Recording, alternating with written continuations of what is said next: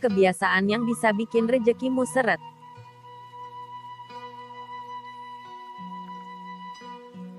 Assalamualaikum warahmatullahi wabarakatuh. Halo Sobat Primbon Jawa, dimanapun kalian berada. Semoga selalu sehat dan banyak rezekinya. Amin. Kadangkala Anda dalam mencari rezeki terlalu berlebihan, dan melakukan berbagai cara untuk mendapatkan uang sebanyak-banyaknya. Tapi apa yang terjadi? Seret dan terhambat. Seketika itu akan bertanya kenapa rezeki kok seret. Padahal sudah bekerja keras dan membanting tulang tapi hasilnya masih minim. Apabila Anda mengalami hal tersebut, timbul pertanyaan pada diri Anda, apakah ini adil untuk kita? Sebaiknya Anda renungkan kembali letak kesalahan Anda, sampai Anda merasa sangat berat untuk memperoleh penghasilan, yang mungkin sudah menjadi hak Anda, tapi masih menyangkut di mana.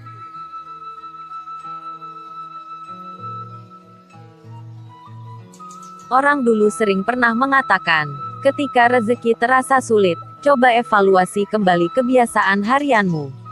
Ungkapan ini benar adanya. Menurut Islam ada beberapa hal kecil atau kebiasaan negatif yang dianggap sepele. Selain dosa-dosa besar yang dapat menghambat rezeki Anda. Apakah itu? Yuk kita bahas satu persatu. Oh ya, sebelum kita bahas uraian tersebut, untuk terus memberikan informasi yang bermanfaat, sangat bahagianya sekali jika Sobat Primbon Jawa pencet tombol subscribe dan tombol loncengnya, supaya gak ketinggalan update terbaru.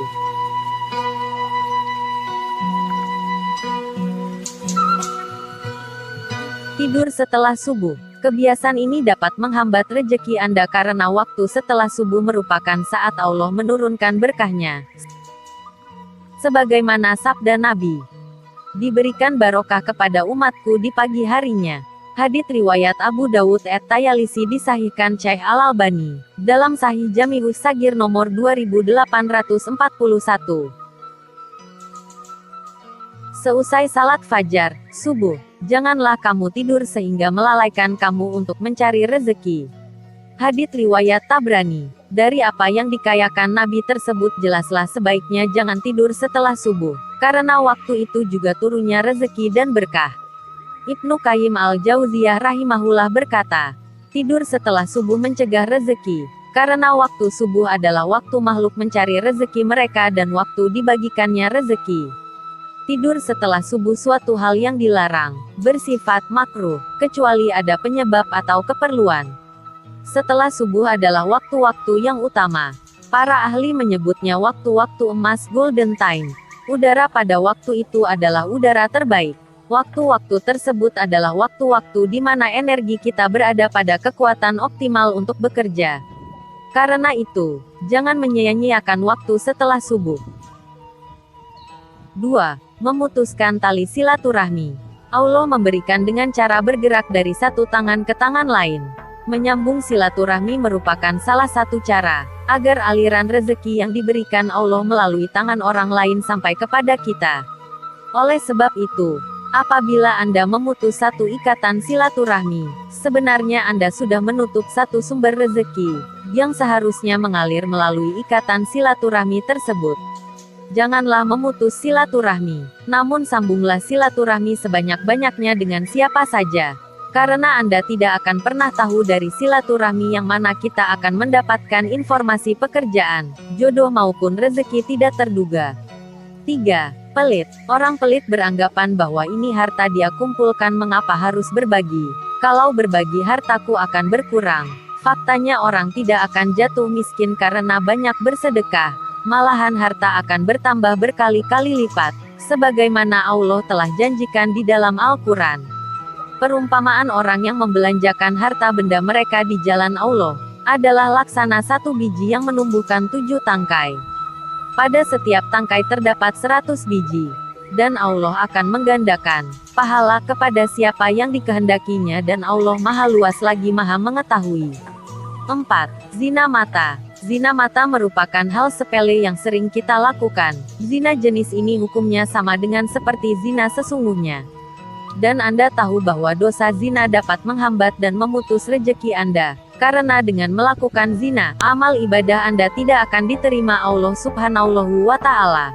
Dan akibatnya segala doa dan permintaan Anda tidak akan didengar oleh Allah. Bertaubatlah dari zina mata ini. Hindari untuk tidak melihat apa saja yang dilarang oleh Allah dan tundukkan pandangan. 5. Munafik. Munafik adalah di antara watak buruk yang paling merusak hubungan sosial kemasyarakatan, relasi kerja, dan jalinan persahabatan di antara sesama. Sifat ini sangat sulit dilacak, tetapi akibatnya bisa sangat terasa dalam kehidupan. Sifat buruk ini adalah pengkhianat, ingkar janji, dan suka berbohong. Dalam kaitannya dengan pekerjaan, dosa ini menjadi penghancur kesempatan untuk mendapatkan pekerjaan yang baik. 6. Menahan hak orang lain. Kita tahu dengan sedekah dapat memperlancar rezeki Anda, maka menahan hak orang lain juga dapat menghambat rezeki kita. Hak orang lain yang tertahan dalam rezeki kita itu ibarat benda asing yang menyumbat sumber air.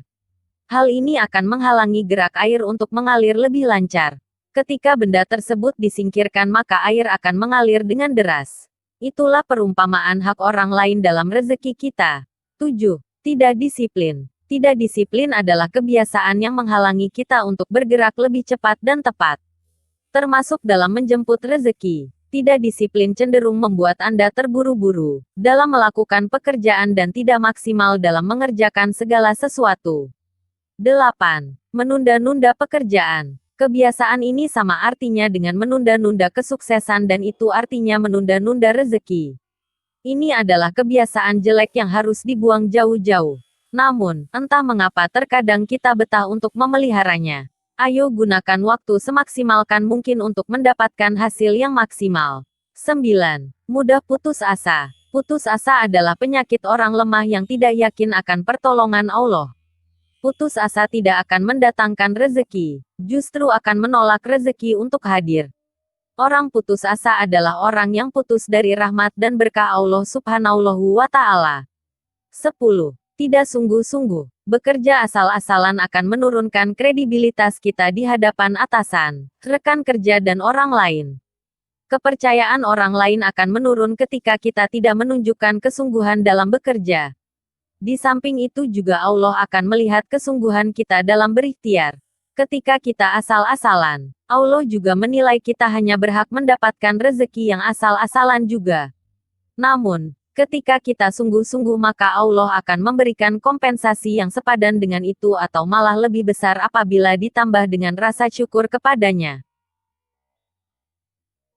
Tinggalkan semua beberapa hal kecil, atau kebiasaan negatif tersebut di atas. Karena cenderung membuat rezeki terasa sempit melilit. Ketika menemukan fakta ini dalam kehidupan kita, bersungguh-sungguhlah untuk meninggalkannya. Karena hanya akan membuat rezeki kita seret dan akhirnya hidup Anda berasa semakin sulit.